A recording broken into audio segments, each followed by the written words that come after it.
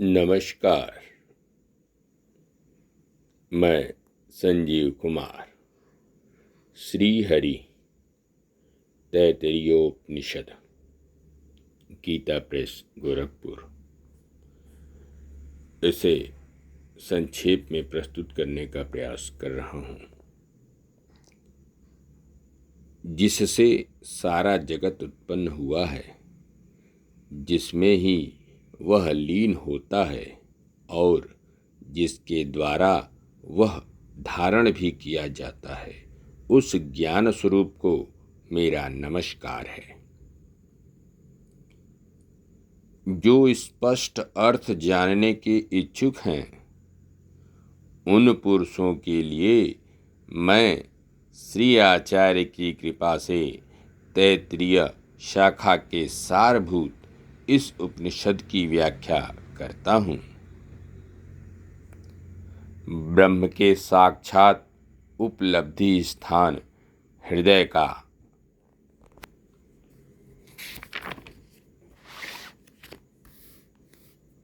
यह जो हृदय के मध्य में स्थित आकाश है, उसमें ही यह मनोमय अमृत स्वरूप हिरण्यमय पुरुष रहता है।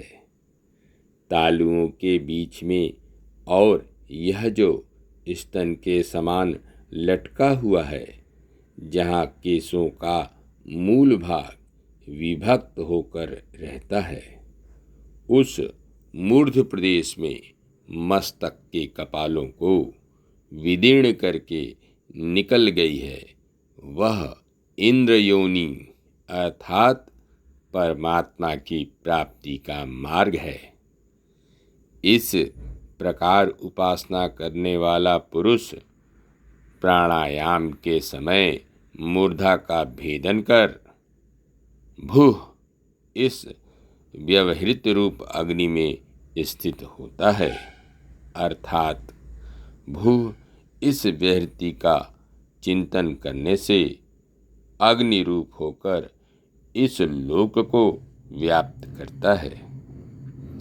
इसी प्रकार भुवः इस व्यवहृति का ध्यान करने से वायु में, सुवः इस व्याहृति का चिंतन करने से आदित्य में तथा मह की उपासना करने से ब्रह्म में स्थित हो जाता है। इस प्रकार वह स्वराज्य प्राप्त कर लेता है तथा मन के पति अर्थात ब्रह्म को पा लेता है तथा वाणी का पति, चक्षु का पति, स्रोत का पति और सारे विज्ञान का पति हो जाता है। यही नहीं, इससे भी बड़ा हो जाता है।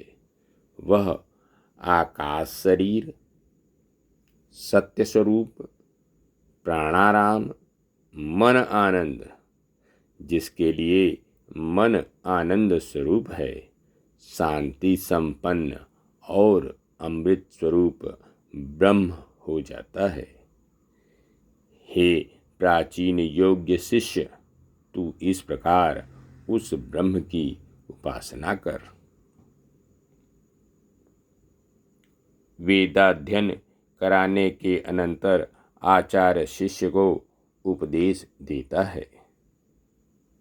सत्य बोल, धर्म का आचरण कर, स्वाध्याय से प्रमाद न कर, आचार्य के लिए अभिष्ट धन लाकर संतान परंपरा का छेदन न कर, सत्य से प्रमाद नहीं करना चाहिए, धर्म से प्रमाद नहीं करना चाहिए, ऐश्वर्य देने वाले मांगलिक कर्मों से प्रमाद नहीं करना चाहिए, कुशल आत्मरक्षा में उपयोगी कर्म से प्रमाद नहीं करना चाहिए।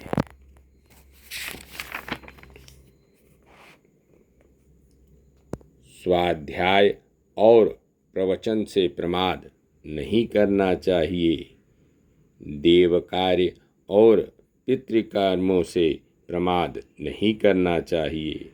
तू मातृ देव हो, पितृ देव हो, आचार्य देव हो और अतिथि देव हो।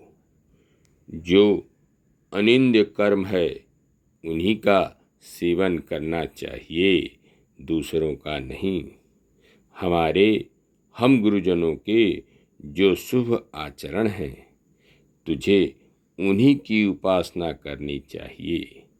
जो कोई हमारी अपेक्षा भी श्रेष्ठ है, उनका आसन आदि के द्वारा तुझे आश्वासन श्रमापहरण करना चाहिए, श्रद्धापूर्वक देना चाहिए, अश्रद्धापूर्वक नहीं देना चाहिए, अपने ऐश्वर्य के अनुसार देना चाहिए, लज्जापूर्वक देना चाहिए।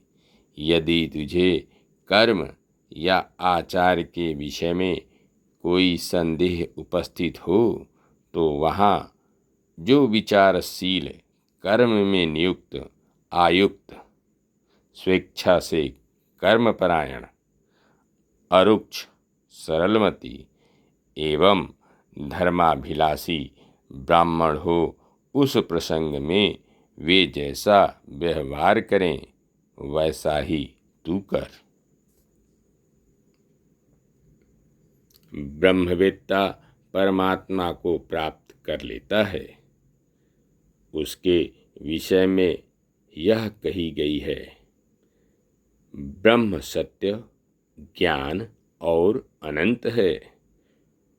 जो पुरुष उसे बुद्धि रूप परम आकाश में निहित जानता है, वह सर्वज्ञ ब्रह्म रूप से एक साथ ही संपूर्ण भोगों को प्राप्त कर लेता है। इस आत्मा से ही आकाश उत्पन्न हुआ, आकाश से वायु, वायु से अग्नि, अग्नि से जल, जल से पृथ्वी, पृथ्वी से औषधि, औषधियों से अन्न और अन्न से पुरुष उत्पन्न हुआ। यह पुरुष अन्न एवं रसमय ही है। उसका यह सिर ही सिर है, यह दक्षिण बाहु ही दक्षिण पक्ष है, यह वाम बाहु वाम पक्ष है, यह शरीर का मध्य भाग आत्मा है और यह नीचे का भाग पुच्छ प्रतिष्ठा है।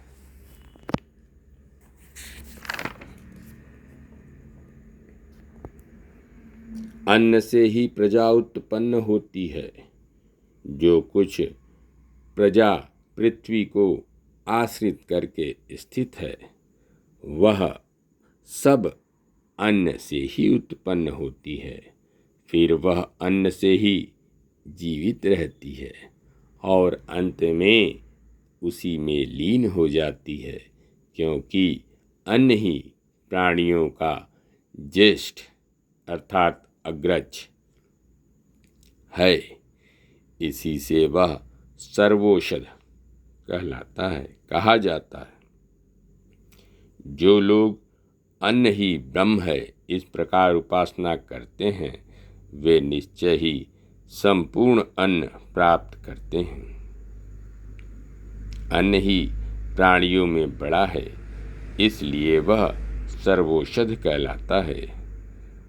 अन्न से ही प्राणी उत्पन्न होते हैं, उत्पन्न होकर अन्न से ही वृद्धि को प्राप्त होते हैं। अन्य प्राणियों द्वारा खाया जाता है और वह भी उन्हीं को खाता है, इसी से वह अन्न कहा जाता है। इस अन्न रसमय पिंड से उसके भीतर रहने वाला दूसरा शरीर प्राणमय है। उसके द्वारा यह अन्नमय कोश परिपूर्ण है। यह प्राणमय कोश भी पुरुषाकार ही है। उस अन्नमय कोश की पुरुषाकारता के अनुसार ही यह भी पुरुषाकार है। उसका प्राण ही सिर है। व्यान दक्षिण पक्ष है। अपान उत्तर पक्ष है। आकाश आत्मा मध्य भाग है और पृथ्वी पुक्ष प्रतिष्ठा है। देवगण प्राण के अनुगामी होकर प्राणन क्रिया करते हैं तथा जो मनुष्य और पशु आदि हैं, प्राणी ही प्राणियों की आयु अर्थात जीवन है, इसलिए वह सर्वायुख कहलाता है। जो प्राण को ब्रह्म रूप से उपासना करते हैं वे पूर्ण आयु को प्राप्त होते हैं। प्राण ही प्राणियों की आयु है। उस अन्नमय कोश का यही देह स्थित आत्मा है। इस प्राणमय कोश से दूसरा इसके भीतर रहने वाला आत्मा मनोमय है। उसके द्वारा यह पूर्ण है। यह मनोमय कोश भी पुरुषाकार ही है। उस प्राणमय कोश की पुरुषाकारता के अनुसार ही यह भी पुरुषाकार है। यजुः ही उसका सिर है। ऋक् दक्षिण पक्ष है। शाम उत्तर पक्ष है। आदेश आत्मा है तथा अथर्वांगिरस पुक्ष प्रतिष्ठा है।